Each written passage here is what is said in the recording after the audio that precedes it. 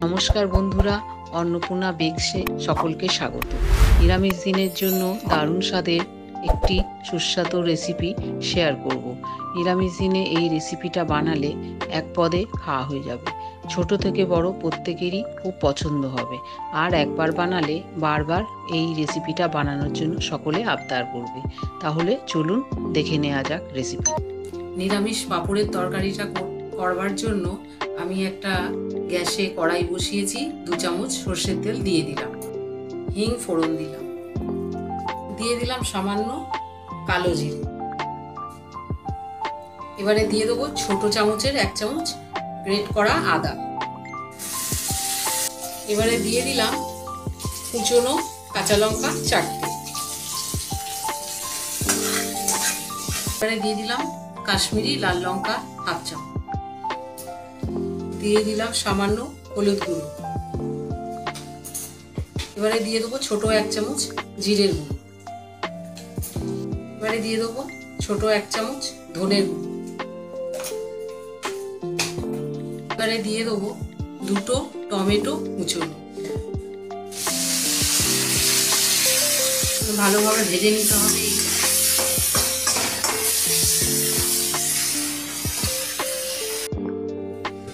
দিয়ে দেবো স্বাদ মতো এবার নুন। টেস্টটা ব্যালেন্স করার জন্য অল্প একটু চিনি দিয়ে এবার এই সব কিছুকে ভালোভাবে নেড়ে চেড়ে ভেজে নিতে হবে। একটু ঢাকা দিয়ে দেবো যাতে টমেটো খুব সুন্দরভাবে গলে যায়। 1 মিনিট হয়ে গেছে, ঢাকাটা একটু খুলে এবার দেখে নেব। এখন আমি এখানে 2টো বড় সাইজের আলু সেদ্ধ করে ম্যাশ করে নিয়েছি, এটা এবার দিয়ে দেবো।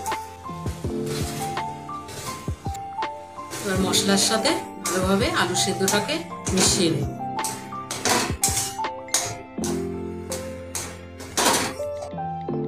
আলুটা ভালোভাবে মশলার সাথে মিশিয়ে নিলাম। পনির আমি 100 গ্রাম গ্রেট করে রেখেছি, এই পনিরটা দিয়ে দেব।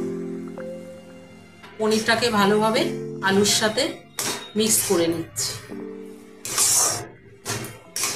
এটা কড়া থেকে ছেড়ে আসছে, মানে ভালোভাবে পুরটা ভাজা হয়ে গেছে। এবার আমি গ্যাসটা অফ করে পুরটা নামিয়ে ঠান্ডা করে নেব। এবারে আমি কয়েকটা পাঁপড় নিয়ে নিয়েছি এই সাইজের। এটা হচ্ছে মশলা পাঁপড়, আপনারা চাইলে প্লেন পাঁপড় বা এর থেকে বড় পাঁপড়ও নিয়ে রেসিপিটা বানাতে পারেন। আমি একটা থালায় জল নিয়েছি, জলটা কতটা অল্প দেখতেই পাচ্ছেন। 4 থেকে 5 চামচের মতো জল নিয়েছি। এবারে এর মধ্যে পাঁপড়টা ভিজিয়ে এপিট ওপিট সঙ্গে সঙ্গে তুলে নেব। বেশিক্ষণ ভিজিয়ে রাখবো, জল ঝরিয়ে এরকম তুলে নিতে হবে। এবার অন্য একটা থালার মধ্যে আমি পাঁপড়টা নিয়ে নিলাম। এবারে যে পুরটা আমি তৈরি করেছি ওই পুরটা এবারে মাঝ বরাবর আমি দিয়ে দিলাম। এখানে একটু লম্বাভাবে দিয়ে দিলাম। সাইড থেকে এবারে এরকম মুড়ে নিতে হবে।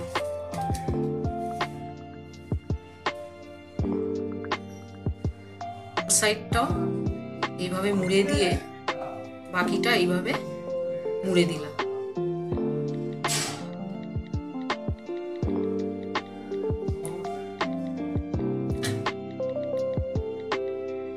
এইভাবে একটু ভেতর দিকে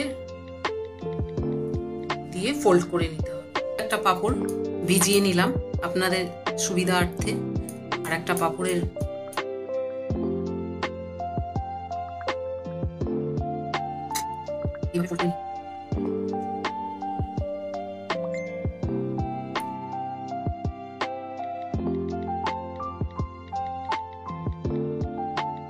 সমস্ত পাঁপড়গুলোকে আমি এইভাবে পুর ভরে তৈরি করে নিয়েছি। একসাথে বেশি পাঁপড় ভেজাবেন না, 2-3টে করে ভিজিয়ে তার মধ্যে পুর ভরে এরকমভাবে রাখতে হবে। এবারে গ্যাসে কড়াই বসিয়ে আর আমি কিছুটা পরিমাণ সর্ষের তেল দিয়ে দিয়েছি, গরমও হয়ে গেছে। এবারে পাঁপড়গুলো এবার দিয়ে ভেজে নেব।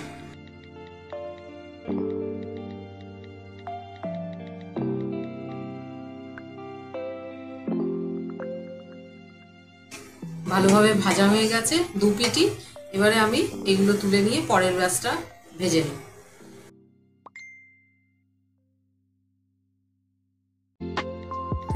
পাঁপড়গুলো সমস্ত আমি ভেজে নিয়েছি। এরমভাবে হালকা করে ভেজে নিতে হবে, বেশি পুড়ে গেলে ভালো লাগবে না।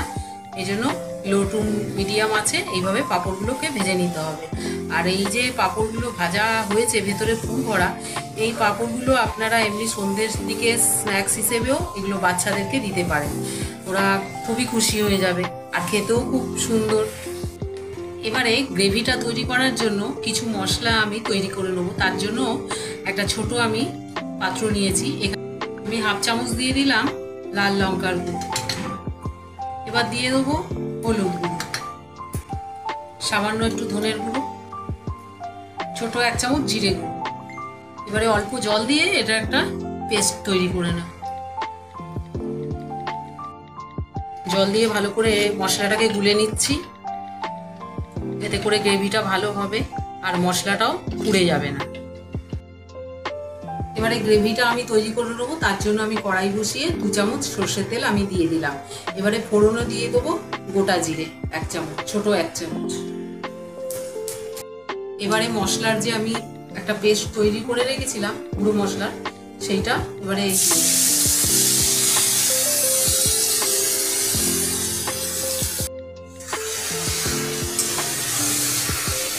মশলাটা ভালো করে ভাজা হয়ে গেছে। এবারে আমি যতটা ঝোল রাখবো সেই অনুযায়ী জলটা দেব।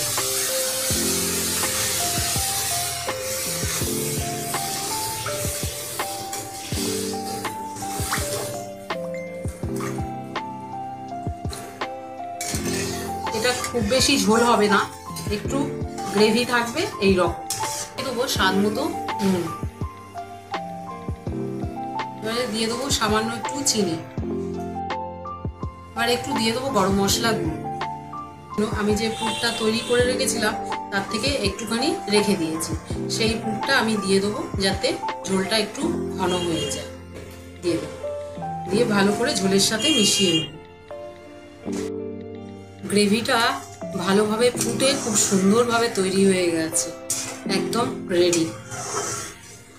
1/2 চামচের মতো ঘি, যেহেতু একটু এটা নিরামিষ রান্না তাই জন্য একটু ঘি গরম মশলাটা অবশ্যই দিতে হবে, তাহলে খেতে ভালো লাগবে।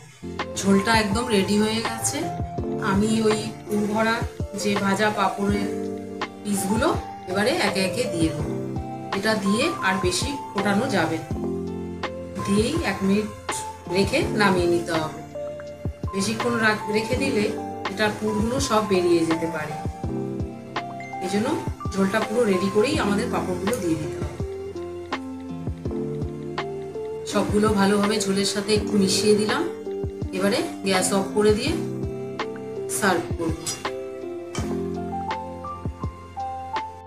রেসিপিটা একদম তৈরি হয়ে গেছে, আমি প্লেটে সার্ভ করে দিয়েছি। তৈরি হয়ে গেল আমাদের নিরামিষ অমলেট কারি বা পাঁপড়ের ডালনা। নিরামিষ দিনকে অবশ্যই এই রেসিপিটা একবার ট্রাই করুন, অবশ্যই ছোট বড় সকলের খুব ভালো লাগবে। আজকের রেসিপিটা যদি ভালো লেগে থাকে তাহলে একটা লাইক দিয়ে চ্যানেলটি সাবস্ক্রাইব করতে একদম ভুলবেন না। আবার আসবো অন্য কোনো রেসিপি নিয়ে।